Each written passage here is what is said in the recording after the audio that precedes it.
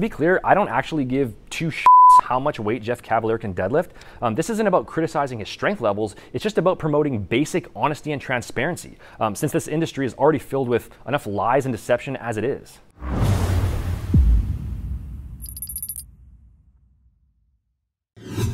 What's up, guys? Sean Nalawani, RealScienceAthletics.com, and here we are again.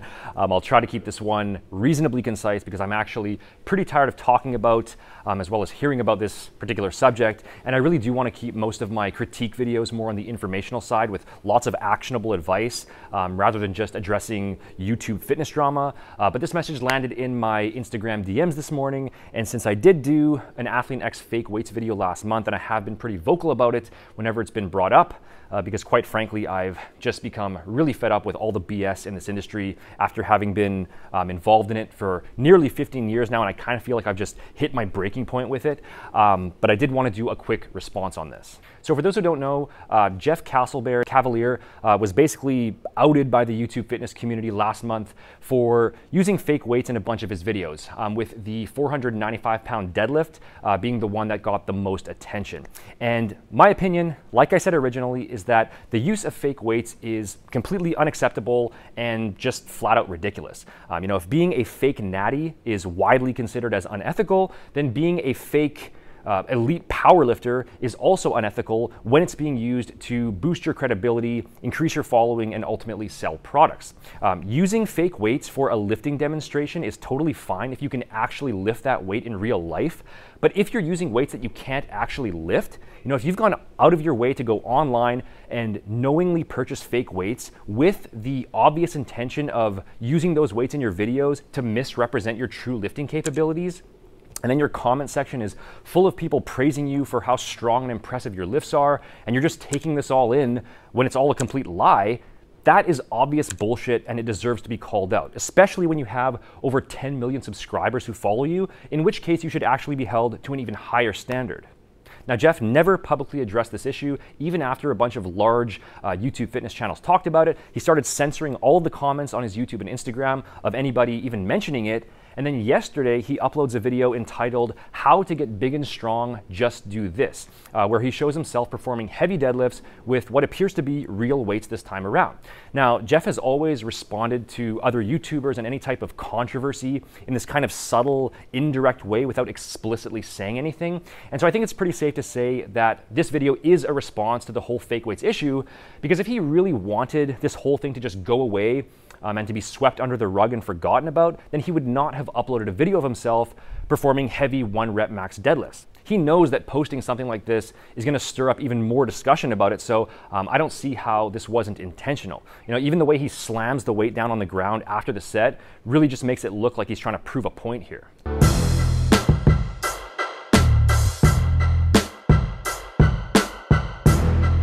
And then if you check the comment section in the video, the top comment with over 900 likes says, "I see what Jeff is doing here. Answering the fake weights issue while teaching like he always have been doing over the years. Good job, Jeff. That's how you shut them up and put the debate to rest." And then it's filled with all these other replies from his other followers. "Bye-bye haters. You can go home now. Fuck yeah, Jeff. You did it. I love how it's the bar drop with a clang after the deadlift, 10 looks at the camera, another great video, Jeff." So I'm sure a lot of Athlean X fans are feeling vindicated with this latest upload where their hero overcomes the odds and silences the critics and proves that his amazing feats of strength were legitimate all along. But unfortunately, if we just very simply break this down, this video actually does the complete opposite of that. Okay, if anything, all this does is further cement the fact that he was using fake weights in the original videos and that he way over exaggerated his actual strength levels and straight up lied about it. As far as I'm concerned, this video here is actually an admission of guilt.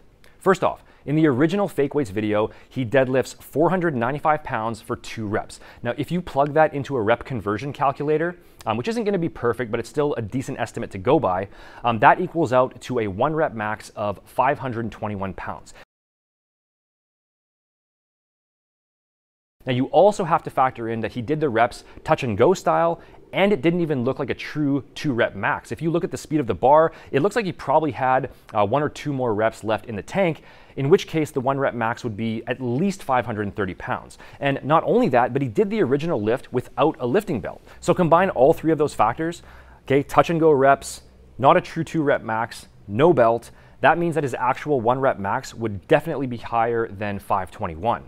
Now in his newest video, he deadlifts 425 pounds for a true 1-rep max. And you can see that this is an all-out attempt because he's using real weights, and you can see how the weights move differently when they're actually real. He's also wearing a lifting belt, and the bar is hitching slightly. So that's at least 100 pounds less than what he lifted in the fake weights video with all the factors equated. And not only that, but he's not even using good form. Okay, his technique is straight up sloppy here. He starts the lift with his upper body completely bent over and basically parallel to the floor.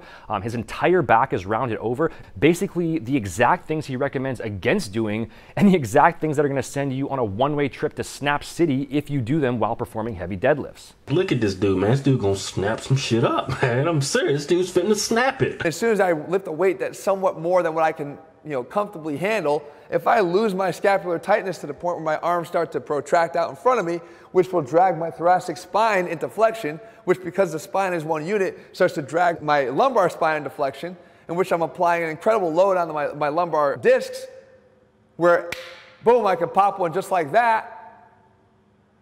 That's an obvious form breakdown. That's a lack of stability. That's an obvious example of that. And from here, the only goal that you should have is to get your low back in the right position to execute this lift. Because when people talk about the dangers of this lift, it's because they're doing it with the wrong positioning of the low back, which can cause a lumbar disc issue if you don't do it right. Chest goes out, hips go down, and I'm ready to rock and roll. Now, the key is, I said, the position of the low back being flat. You don't want that rounded low back, because what that does is it lifts with the hips. The first move is hip. The first move is hip. Lifting with the hips throws your low back into a rounded position, which again is asking and begging for a lumbar disc issue.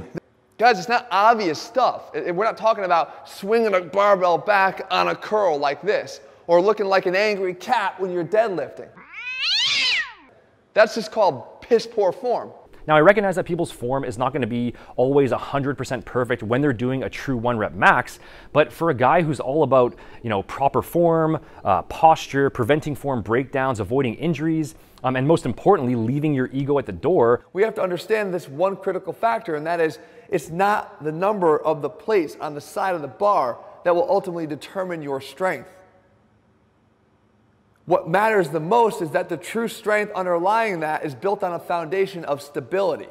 I don't understand how he filmed this lift, watched the footage back, and then thought it was a good idea to show this to his audience. It's actually dangerous to promote this kind of lifting to millions of viewers, a large percentage of which are going to be young, impressionable guys in their teens and early 20s, novice lifters who are just going to hang on every piece of advice that he gives.